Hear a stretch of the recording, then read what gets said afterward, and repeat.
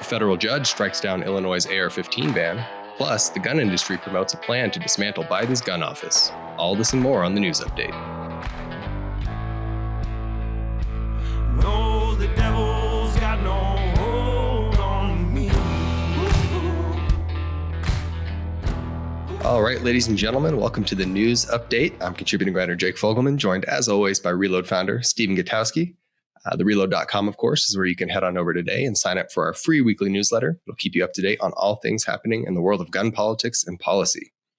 The big story we want to kick off with this week is that we had a pretty substantial ruling out of Illinois where a federal judge struck down Illinois' state assault weapon ban and ban on quote unquote large capacity magazines in a 168-page massive ruling where he kind of went point by point and essentially dismantled this big ban.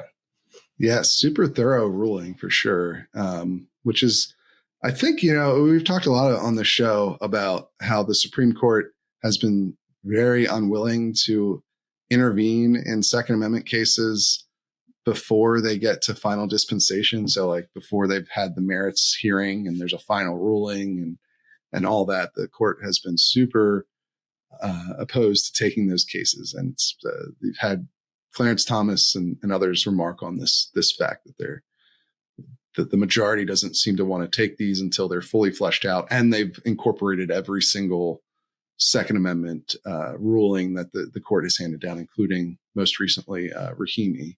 So that's been one of the big impediments to Second Amendment cases making their way into the docket at the Supreme Court so far, at least as far as we can tell from the little crumbs that they give us out of the Supreme Court, because they don't tell us everything. They don't explain their reasoning in all things. You get some statements and dissents from not taking up cases that might give you some insight, and that's where that comes from. But this is perhaps an example of why they do that, so that they can get really well thought out arguments on either side of a particular dilemma or particular suit. And so this judge, Stephen McGlynn, he's a Trump appointee, which also gives you perhaps a little bit of insight into, what kind of judges may come out of the next 4 years here as Republicans have controlled the Senate and Donald Trump is going to be president again. But he, wrote this very thorough and long ruling that went through both the Bruin test and also this kind of somewhat novel approach that the Seventh Circuit has taken, the Federal Appeals Court, in their ruling on this same law, where they actually had decided against what McGlynn had earlier ruled. So this is the second time McGlynn is ruling on this same law. The first time was a preliminary injunction, right? That's sort of your first round in federal court. You're trying to get a law blocked from going into effect, right? You're saying this is so obviously unconstitutional that we need action immediately to block enforcement of this law before it ever impacts anyone. And McGlynn ruled in favor of the plaintiffs in that case. The same basic conclusion here, that the Second Amendment protects AR-15s and similar firearms that were banned under this Illinois law, and therefore it's unconstitutional. Then the Seventh Circuit took up the appeal of that decision. They reversed McGlynn. There's a 3-judge panel, and they came up with this different standard that centered around the idea that an AR-15 is so similar to a M16 or M4, these select fire military rifles, that they can be banned under some dicta that the Supreme Court had laid out in Heller. Dicta is where the court opines on something, but it's not part of the core holding of the case, right? So in Heller, the core holding was that Washington, D.C. can't ban ownership of handguns inside of one's home. But there was there's obviously a lot more that's said than just that, one sentence. And so part of Heller, they talk about how the ruling does not implicate necessarily the the bans on fully automatic, new sale of fully automatic weapons to civilians. Right. So that, and they talk about M16s in that section of the Heller ruling. And that's where this Seventh Circuit Court pulled from to make this standard that, well, if M16s can be banned, AR-15s are so similar to them that they can also be banned. And that's what they handed down. Then McGlynn went back through that in this 168 page ruling and said, well, actually, if you consider this even under that standard, if you look closely at this case, which is what, the preliminary injunction phase, that's where they're not looking at every single factor. They're not arguing out all of the merits of either side of the argument. They're just trying to determine whether the plaintiffs have reached this very high bar of likely to succeed on the merits. Now, I will say, most of the time, if a court finds in the preliminary injunction phase that you're not likely to succeed on the merits, when you get back to the merits phase, they're probably not going to find that you've succeeded. But this lower court judge went through thoroughly and responded that even under this standard the Seventh Circuit has created, which is somewhat similar to the one in the Fourth Circuit, right? The Fourth Circuit has a similar military weapon, military use kind of standard for upholding bans on AR-15s and similar firearms. But he went through that and said, well, even under this logic, under the standard that was articulated here, the AR-15 doesn't fit, and these other guns and magazines that are in question, they don't fit, and they would actually still be protected by the Second Amendment, even under this military standard.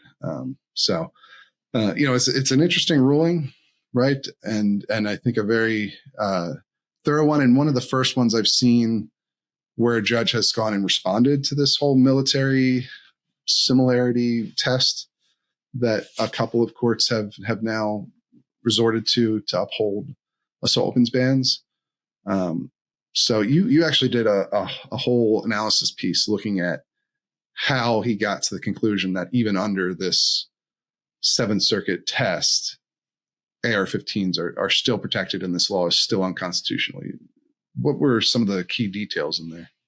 Yeah. So, I mean, like you said, the Seventh Circuit essentially said AR-15s and similar rifles aren't even arms as, right. As mentioned in the text of the Second Amendment. Kind of short-circuiting that first step. Right. So essentially you don't even have to do the rest of the Bruin test because at this point we've said they're too much like M16s to even count as arms, and therefore governments may ban them. So, and because of military, they're like M16s, which are reserved for the military, and therefore they're not arms. So Judge McGlynn, in this case, in one of many sections where he almost builds his own Second Amendment dictionary throughout the ruling, because he lists specific definitions that he's going to use for every piece of the analysis. But for the military use part, and specifically, which is sort of the novelty here, he says, okay, fine, let's see what military use. Let's actually look at what makes the M16 and the AR-15 different or similar. Mm-hmm. And he points out, superficially, cosmetically, they appear very similar. But he essentially harped on the select fire capability, the one that the Seventh Circuit kind of brushed away as not that important, because they said, service members typically use them in semi-automatic mode anyway, so therefore it doesn't matter that they have select fire capability. And he points out that, 3-round burst and fully automatic fire are actually pretty functionally quite different than semi-automatic only fire. Sure. He also pointed out military quality inspection and specifications that the military uses when they acquisition their rifles. He made a big point about this, and essentially said that, whatever you say about the cosmetic appearances between the two rifles, it's not at all how the civilian market works for commercially available AR-15s. And therefore, he essentially ruled that AR-15s are not, quote unquote, military use or military grade firearms. And so he was able to proceed where the Seventh Circuit essentially ended the analysis.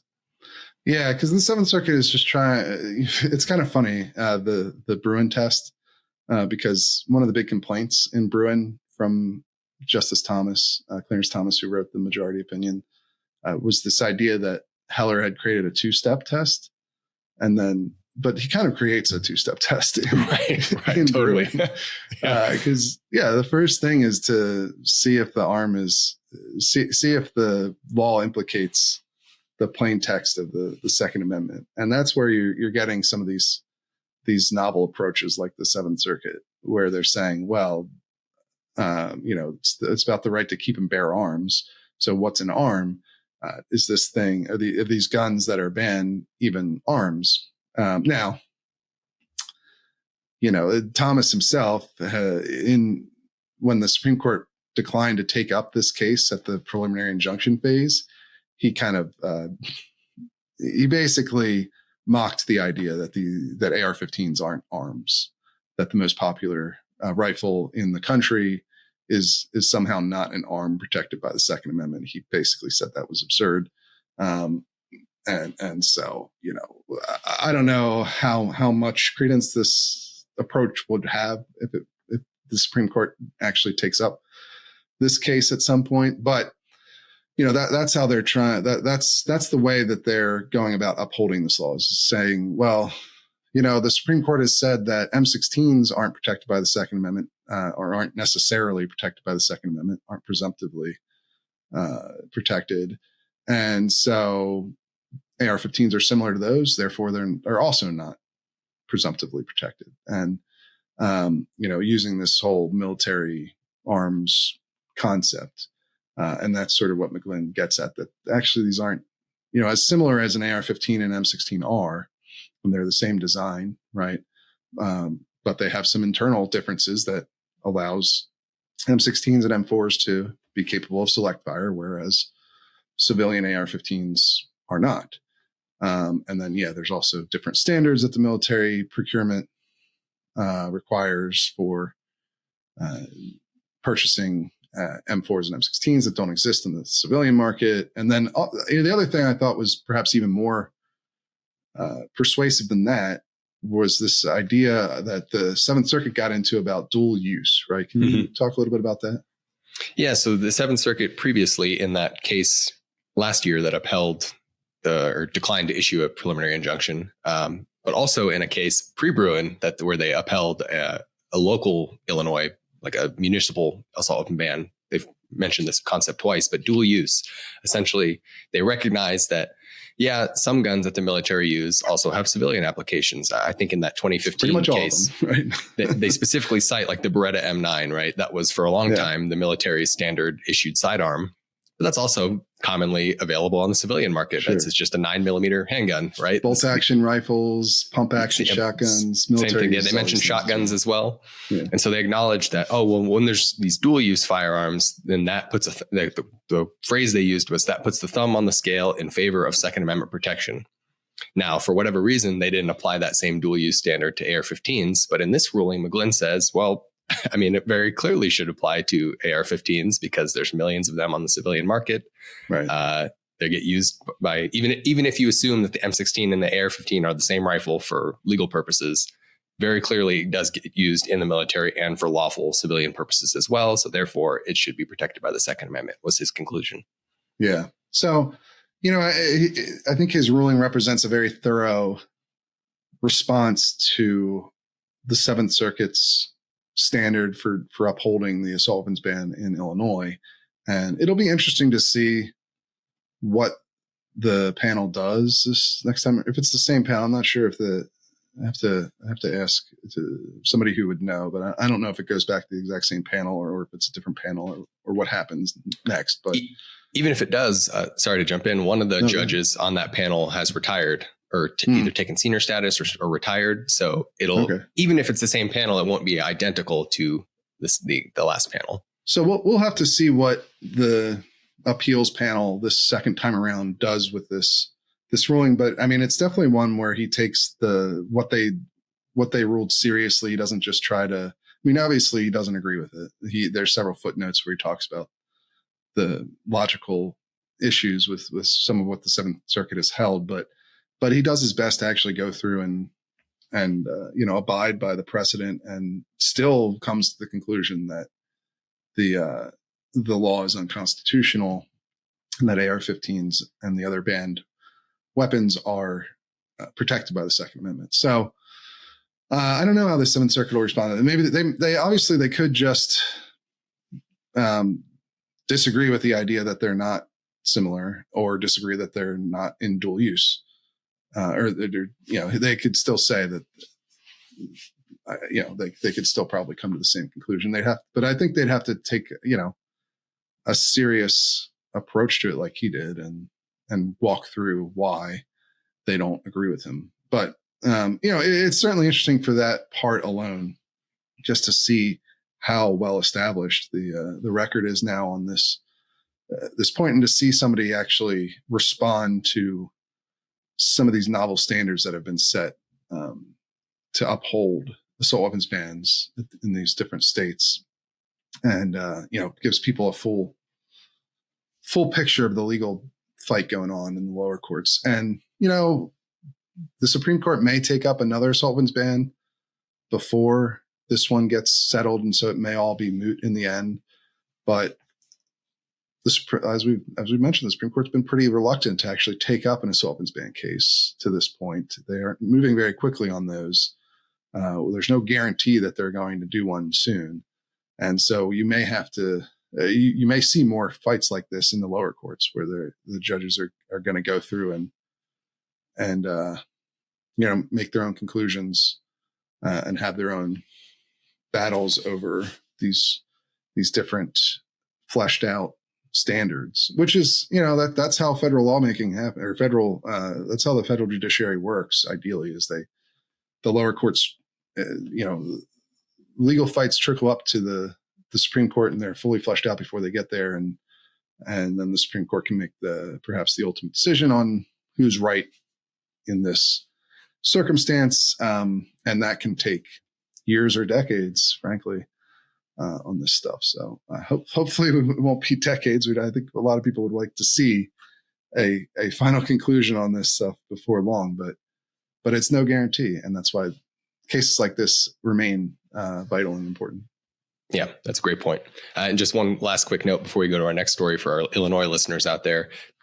This does not mean that the law is not in effect, because McGlynn actually stayed this ruling for 30 days. And as you kind of hinted at, Illinois immediately appealed. So the appeals process will continue to play out, even though this was a merits ruling where he struck down at least big chunks of the law as unconstitutional. So yeah, that's another important point with how federal litigation works. Very often, even if you get a ruling that's favorable to your cause, usually there'll be a stay put on it to allow the government to appeal, and that's exactly what's happened here. So don't expect anything to change on the ground immediately over this, but we'll see what happens at the next stage of this fight.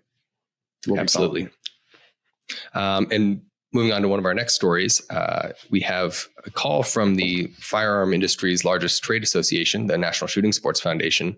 They're weighing in on what should be the ultimate fate of President Biden's Office of Gun Violence Prevention. If listeners will recall, he started the first ever executive body dedicated to quote unquote gun violence prevention. And now that obviously President-elect Trump will be taking over very shortly, there's some discussions going on in the gun rights community as to what exactly to do with that new body. Yeah. So here's the industry saying what they want. It's one of their first asks since Trump won, and it's dismantling this office that I think, Biden created in September 2023. So it hasn't been around for very long. Kamala Harris is actually the one in charge of it technically.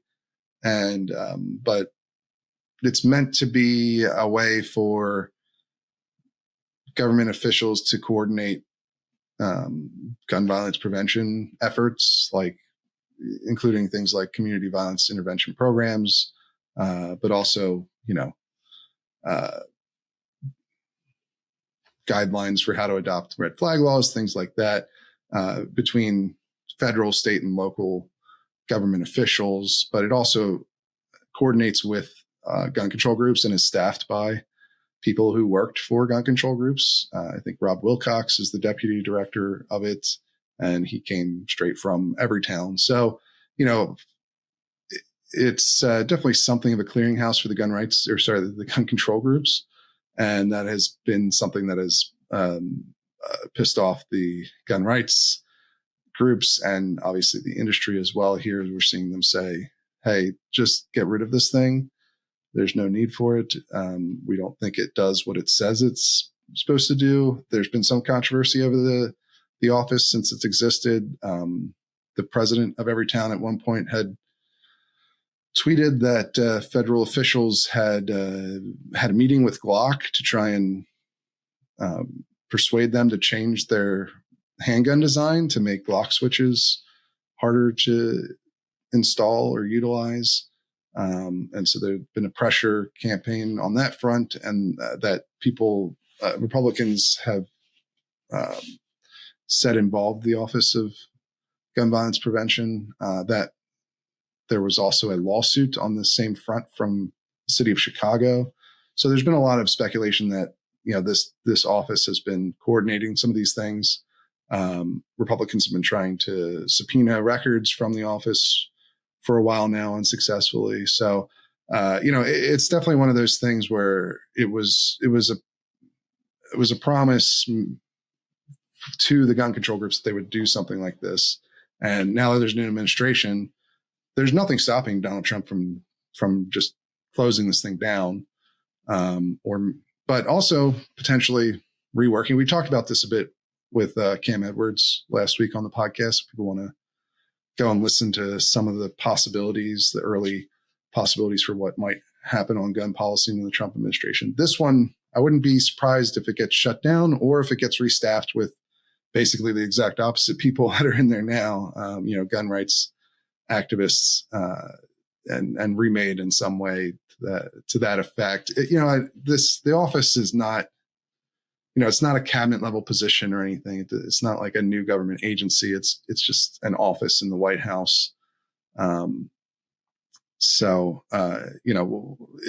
not something that's going to probably have a noticeable impact on most people's daily lives if it gets shut down or changed into some sort of gun rights clearinghouse instead of a gun control clearinghouse. But it is one of those areas that Trump doesn't need any help from Congress or anybody else to just do whatever he wants with it. So we'll watch it closely and see if he shuts it down, if he keeps it, if he reforms it to be something different. All of those are equally likely, I think. Donald Trump does not like Joe Biden, right? And that much is extremely clear. He has not specifically talked about the Office of Gun Violence Prevention and what he would do with it, but he has said that he would literally undo everything Joe Biden did on guns on day one. So that may be a bit of an exaggeration, but I wouldn't be surprised if he followed through and just got rid of this, even if he hasn't specifically said he'll do that. Because I don't know that he wants a Office of Gun Violence Prevention that Joe Biden created to be in his White House. So we'll see. Yeah, no, that's a great point. Because like you said, there are definitely two schools of thought on what to do with this office, either dismantle it or use it for your own ends. So of course, we'll stay on top of it to see what ultimately becomes of that. One last story that we won't dwell too much on because we want to point you to the interview podcast this week. You're going to be talking to John Bresnahan of Punchbowl News, who's obviously very plugged into congressional reporting. And one of the best. You had a story about the result of the Senate leadership elections for the Republican Party, where John Thune will be replacing Mitch McConnell as the Senate Majority Leader for the Republican Party, and what that might say about guns. Yeah, John Thune, I would say. So there were three candidates running for this position, right? There was Rick Scott of Florida, John Cornyn of Texas, and then John Thune of South Dakota. And Thune won. And I think if you look at the gun records of those three senators, you're going to find that he probably has the strongest pro-gun record of them, because Scott was the governor of Florida after Parkland. And so he signed a number of gun control bills into law there, including a red flag law, a ban on 18 to 20 year olds buying firearms, and a number of other gun control measures during that time. Now, since he's been in the Senate, I think he's had a very a voting record that most of the gun rights groups agree is probably the best of the three, I guess. Some of these, you look at, for instance, Gun Owners of America does a scorecard, and they've dinged all of them. But oftentimes it's on omnibus bills that have some sort of gun-related legislation or ATF funding in them that GOA doesn't like. And so that's where a lot of the differences come.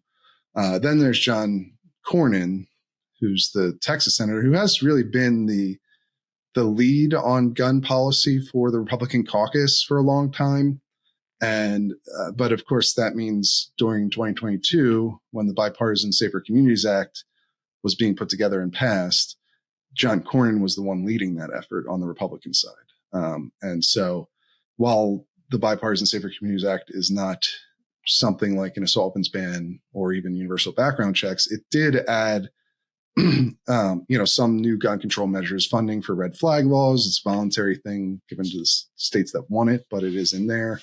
And then obviously it expanded the definition of prohibited person for the first time in like 20 or 30 years. Now it did it basically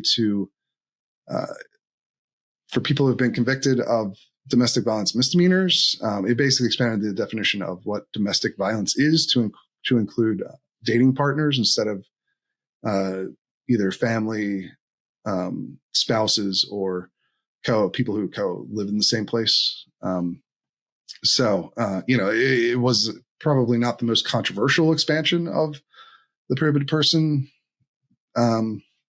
signifier, but it is in there as the first one in a long time. And then I think perhaps the most significant part of that bill, as far as impact on people buying guns, was the change that, excuse me.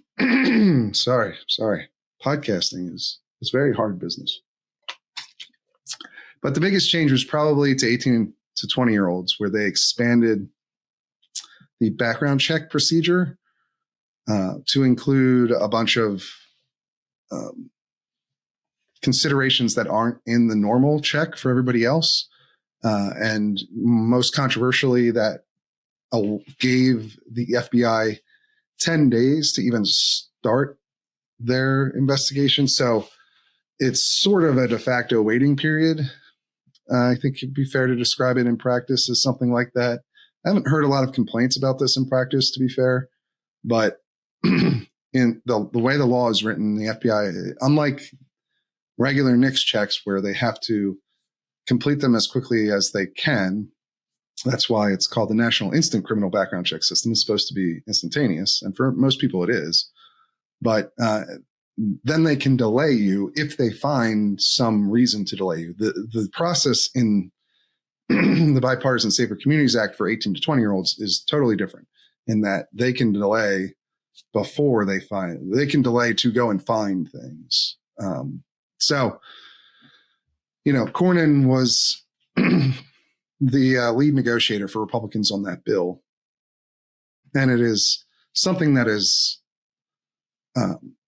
rankled a lot of gun rights activists, including in Texas. He was booed after that happened at the Republican convention there. And so he's taken a hit for that from his own party and from gun rights activists. And so John Thune didn't vote for the Bipartisan Safer Communities Act.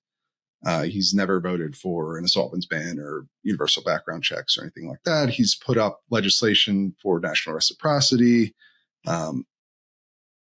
He's somebody that has a very, very strong pro-gun voting record, and probably the strongest of the three. Rick Scott also did not vote for the Bipartisan Safer Communities Act, although he was initially a co-sponsor of it. So, he kind of went back and forth on that one.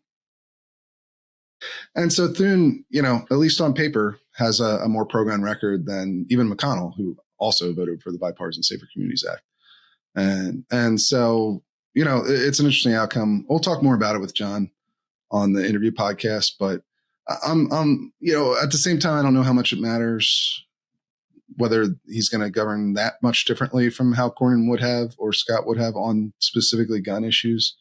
Remains to be seen, but we'll get some more insight on that from John, who knows all these guys pretty well. So look forward to that on the interview podcast, which will be out for members on Sunday and Monday for everybody else.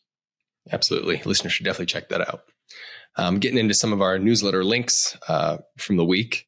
One of them comes to us from the AP, where we have an update in the website owned by prominent conspiracy theorist Alex Jones. It's Infowars, as a result of the lawsuit that he faced for his conspiracy theories about Sandy Hook and essentially victimizing the families that were affected, obviously, by that horrible mass shooting.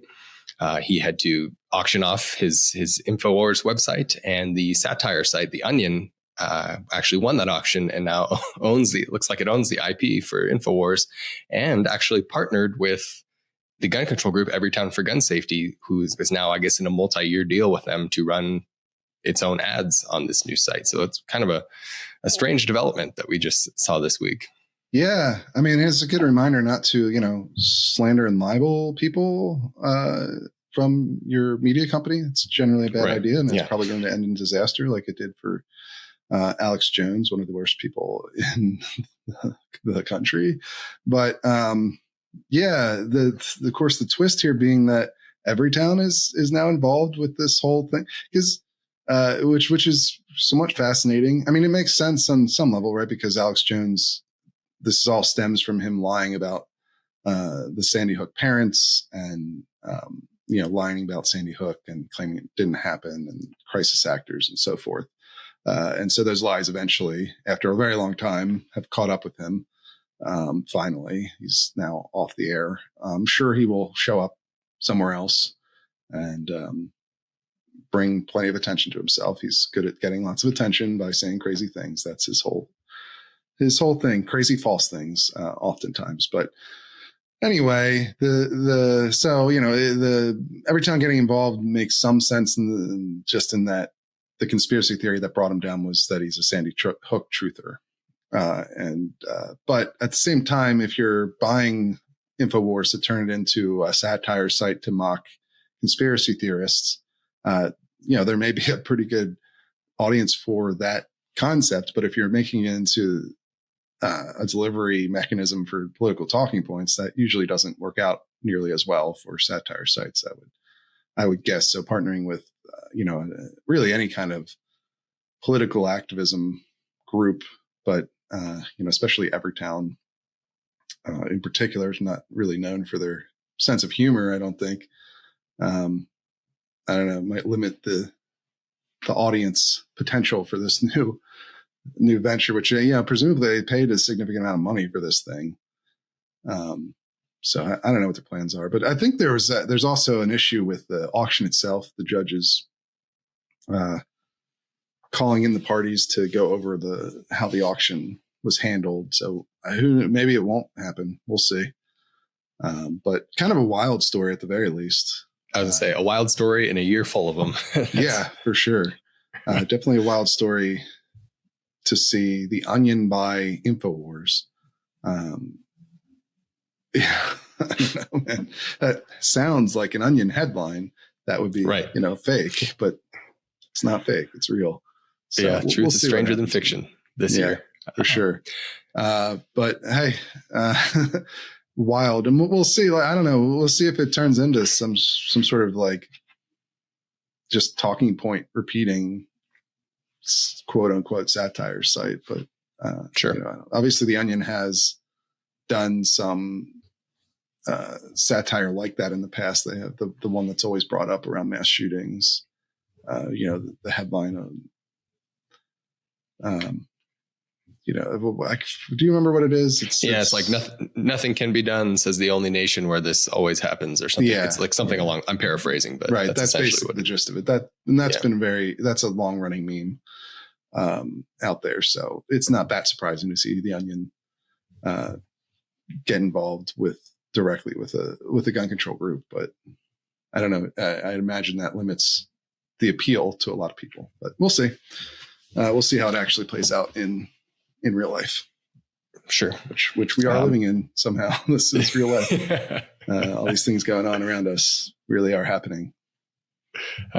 In less satirical news, this comes to us from Spectrum News, New York. There was a ruling in a federal lawsuit. I believe FPC is involved in this one, the gun rights group FPC, challenging New York's ban on body armor. And the governor of New York, the Attorney General of New York, Letitia James, tried to get this case dismissed. And the judge denied that request and said that this will move forward. So kind of interesting because this is a little bit of a new frontier in Second Amendment litigation since Bruin. Yeah, for sure. And it'll be really interesting. The beginning of the show, we were talking about the definition of arms, like what are arms under the Second Amendment? And that I think extends to body armor, right? Is body armor a protected arm under the Second Amendment? I don't know.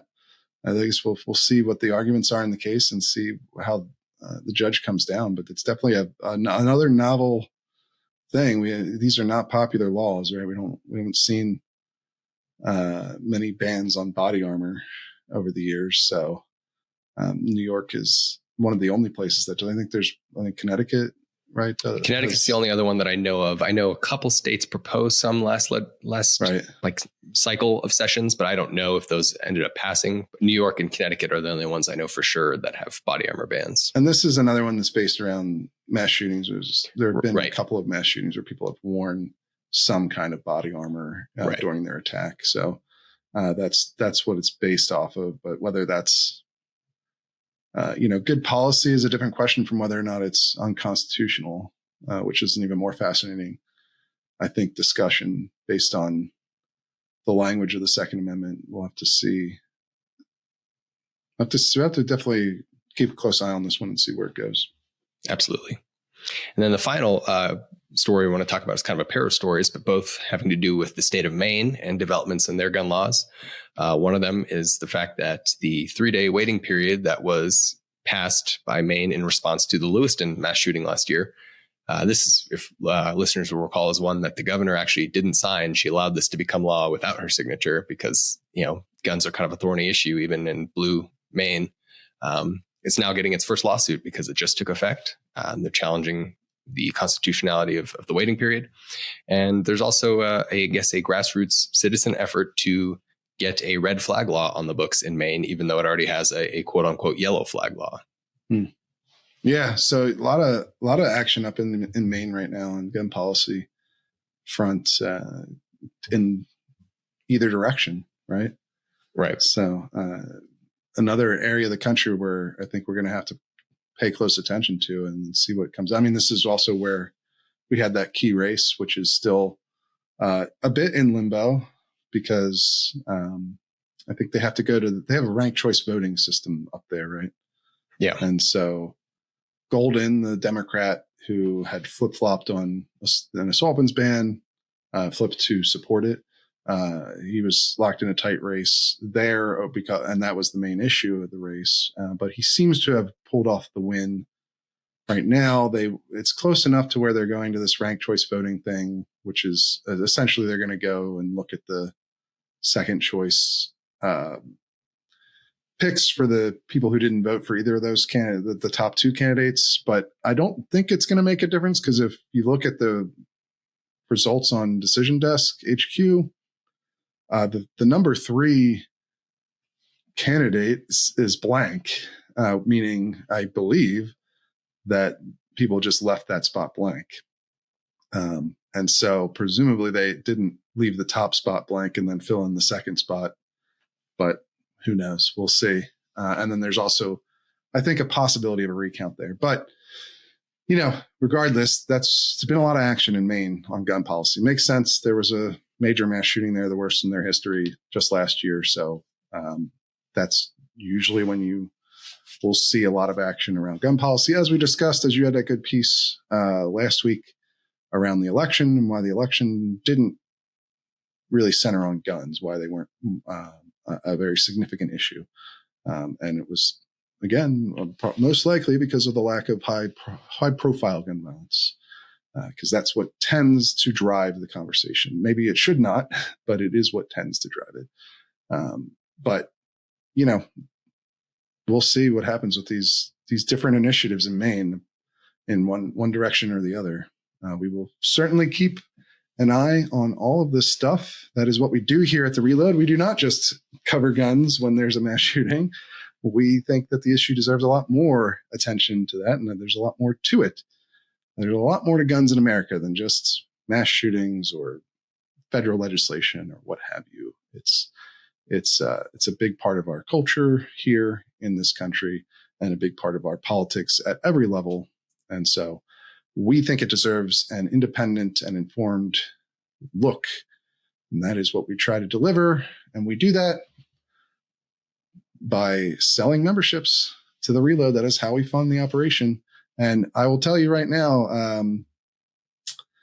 I think it's going to be harder to do that in the near future just because there's less attention on guns than there has been. So if you want this to keep going, if you want us to keep reporting on this stuff, you want The Reload to keep operating, please consider buying a membership to help us stay afloat. You will, of course, also get exclusive access to hundreds of pieces of reporting and analysis that you will not find anywhere else. So it's not just about supporting us, but supporting us is a big part of why you might consider buying a membership. But by the way, did you watch the Eagles game last night?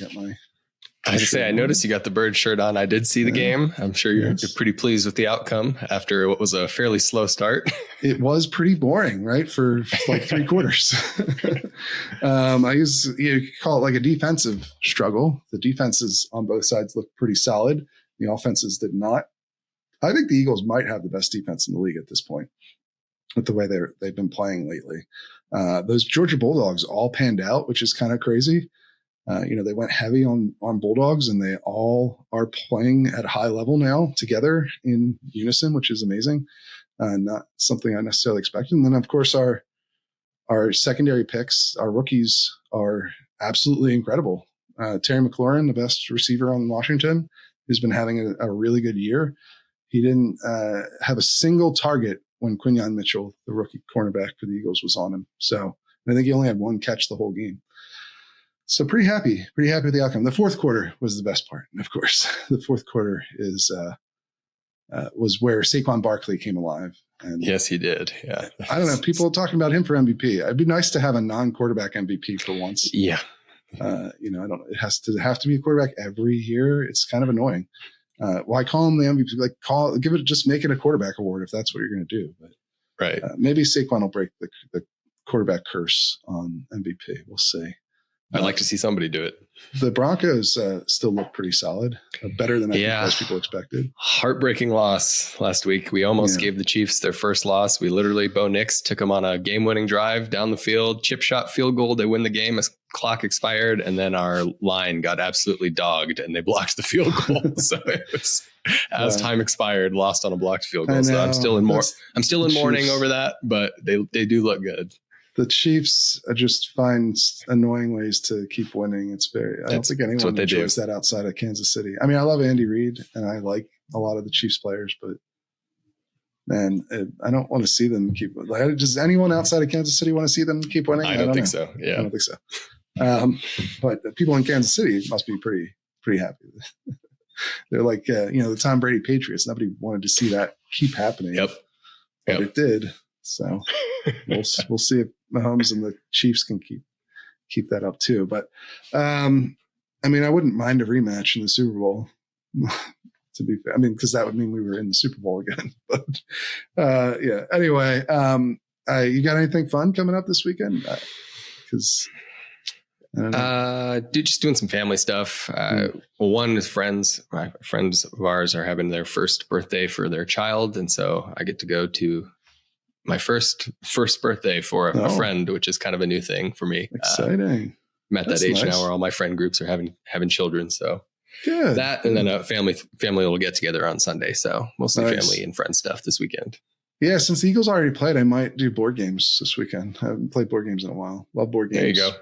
Maybe we'll be able to get some in. We'll see. The Flyers also won last night in overtime by having their superstar rookie score. So that was pretty sweet. They were on at the same time, so I was doing the dual screen thing, watching both of them.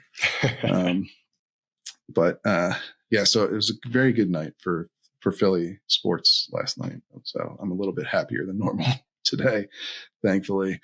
By the way, no dispatch ad this week that at Swap has run its course. Instead, I think I would like to point you guys to a very unique opportunity to actually win a range day with me and some firearms training. You know, I'm an NRA certified instructor, and every year I donate a range day to the Homes for Our Troops celebrity auction.